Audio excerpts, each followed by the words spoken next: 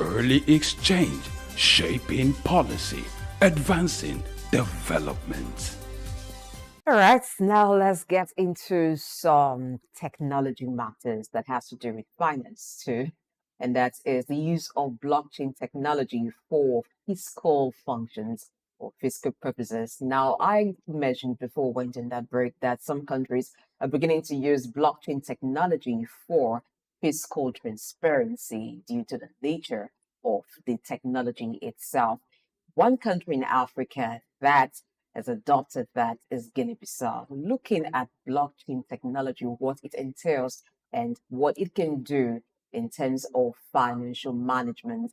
We'll be having a blockchain expert speak to the issue this morning, and is joining us virtually. Andrew Obe is a blockchain expert. Andrew, good morning. Yeah, good morning. It's good to be here this morning. How are you doing? Well, I hope you are too. Yes, I'm doing awesome. Doing great. All right, Andrew, in here because we also have Sam Oroju, who is a public and international affairs analyst. He'll be speaking to that aspect, which is the use of blockchain technology for fiscal transparency. And also, there's a second issue that we'll be looking at the second half of the show, which is what the IMF chief has said regarding the growth of the GCC, which is expected to rebound as the IMF chief says risk remains. So if you're wondering what is GCC, it's just Gulf Cooperation countries, about six of them, but the IMF has made some projections regarding their growth. We'll look at that after we talk about fiscal transparency. Good morning, Sam Rudy. It's good to see you this Monday morning. Thank you very much indeed. Good to be here. Oh, we're happy that you're here. All right, let's get to Andrew first. Blockchain technology. You know, when we hear that, sometimes it seems like something very complex. I believe it's complex, but I know you can just decipher the whole thing and make it as simple as possible. Exactly what is blockchain technology and what are the uses of blockchain? Okay, in layman terms, first of all, thank you also for having me here. Now, in layman terms, blockchain is simply a decentralized ledger, a decentralized way of storing data. You know, the traditional means of storing data is having the records of your data stored in a central server and probably backed up somewhere. Now, but blockchain decentralizes this record such that records can be stored across thousands and even millions of computers that are connected over a network. So blockchain is simply a record system that is decentralized. So I believe, for example, you guys have a database and probably centralized.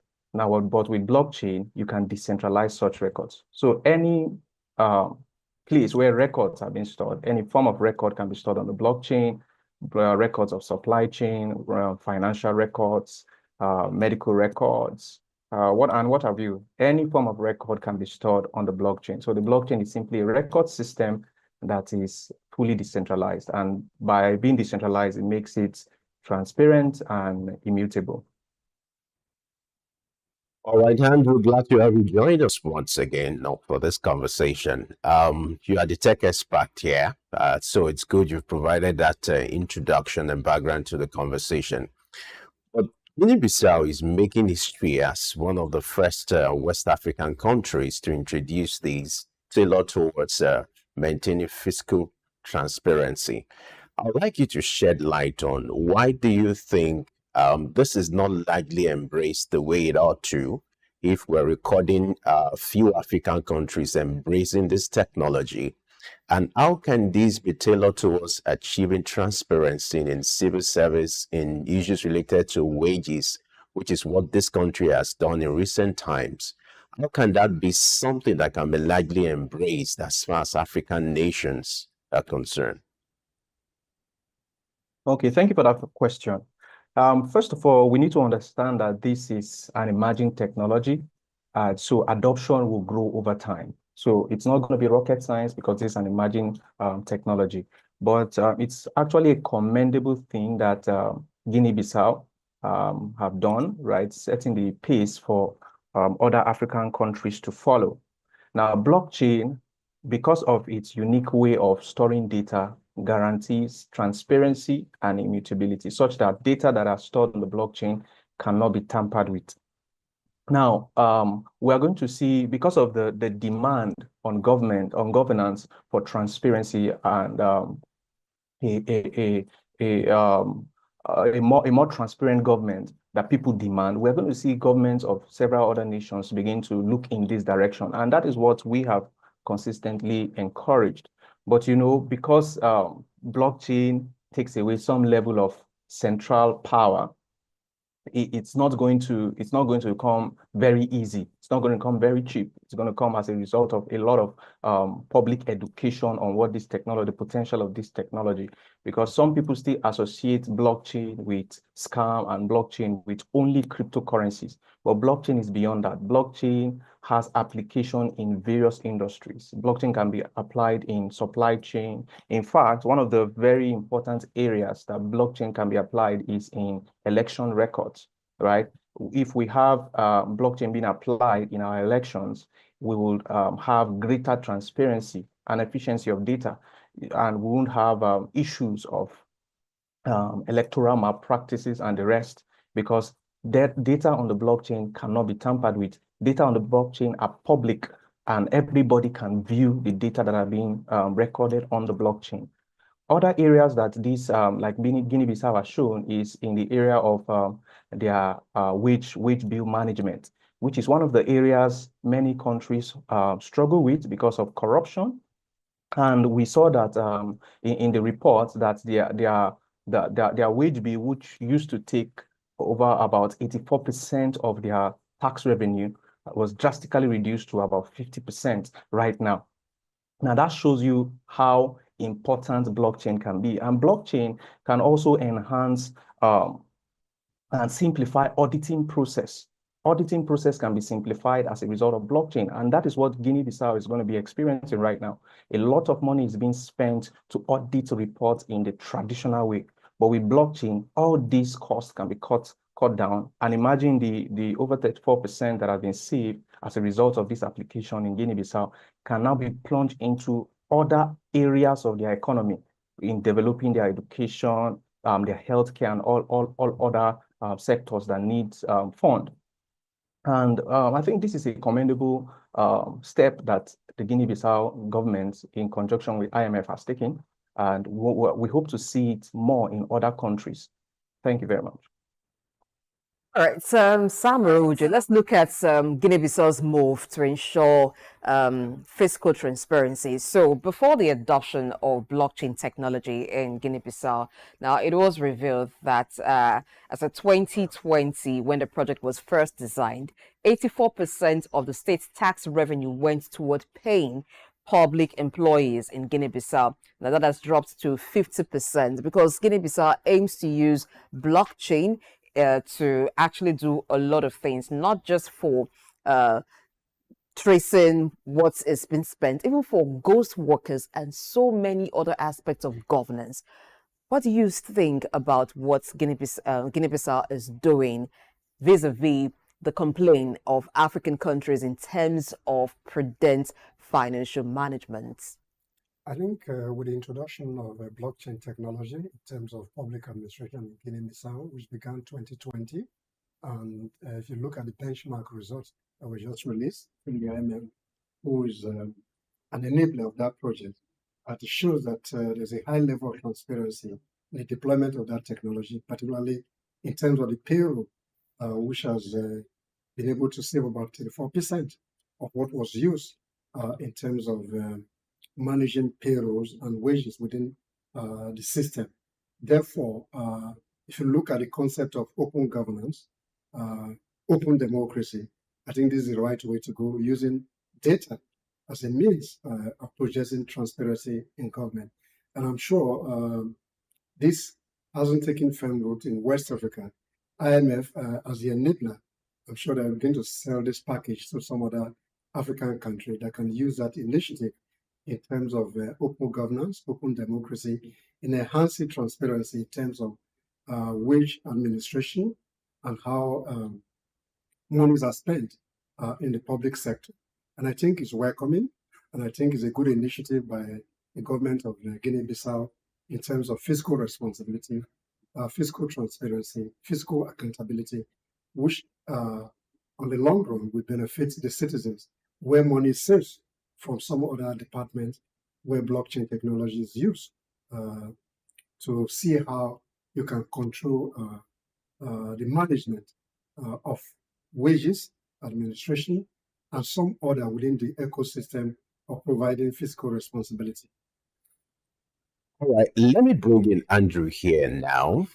I'd like you to give us a proper understanding of what it involves when you need to put in place a system driven by a blockchain technology, perhaps towards wages or whatever might be the motive, but give us a picture of how it works.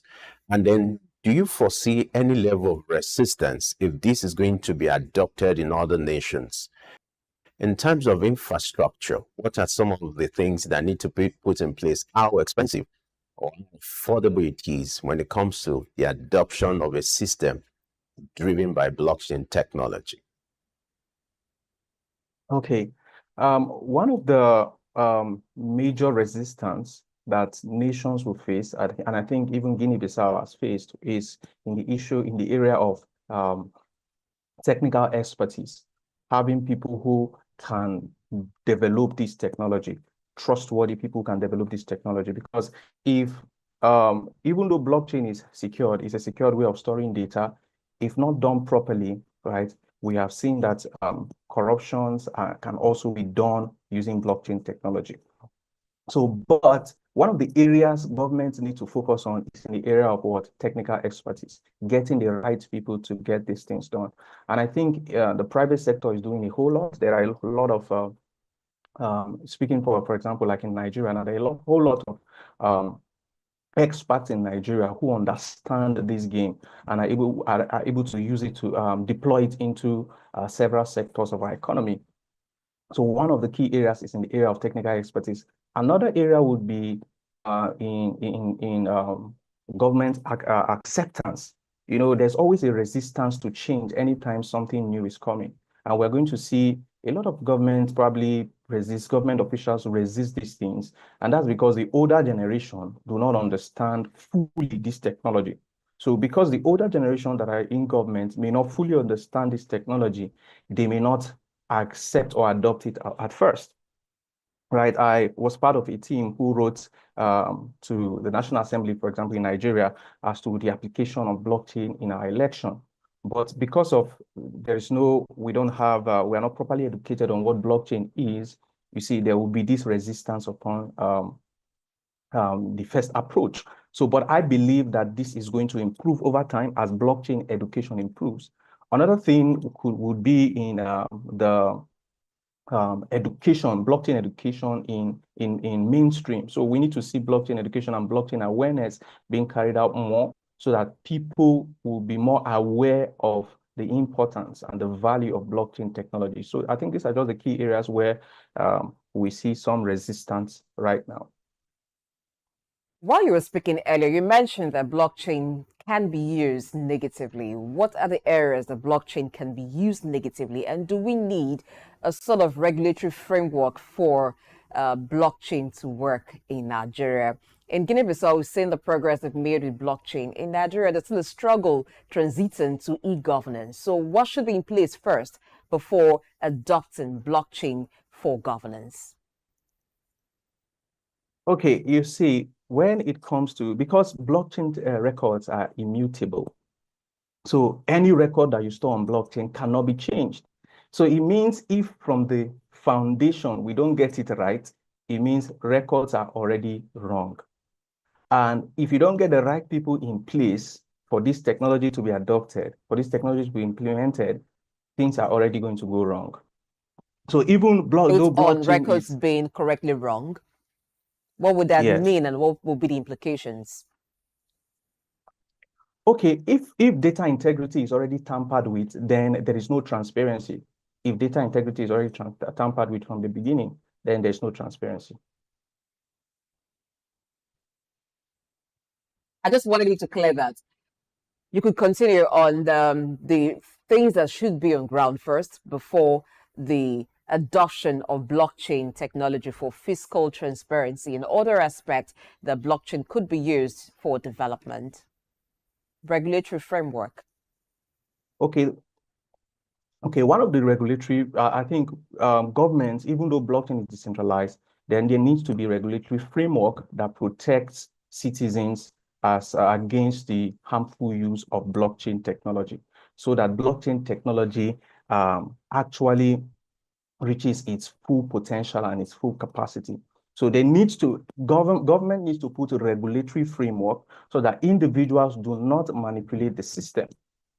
So there still needs to be regulatory framework. Even in Guinea-Bissau, I know that they have regulatory framework to protect the adoption of blockchain technology in the nation, so that individuals don't hijack this process, because we've seen, for example, in Nigeria, blockchain technology being associated with terrorism financing and several other corrupt practices, money laundering and the rest. These things can be associated with blockchain technology if we don't have proper regulatory framework. And one of such regulatory framework could be KYC being done by participants on any blockchain network. So if KYC is being done, we know who is transferring what and who is receiving what. So proper KYC also needs to be done. This kind of regulatory framework would ensure that blockchain is not being used for other corrupt practices. Andrew, what a way to just wrap up that conversation, because time will not permit us to go further. We must thank you for sharing your thoughts and your ideas regards this development. Let's hope that the issue of transparency can actually be achieved and other nations will adopt this technology. Thank you so much for taking time to have this conversation with us. Yeah, thank you for having me here.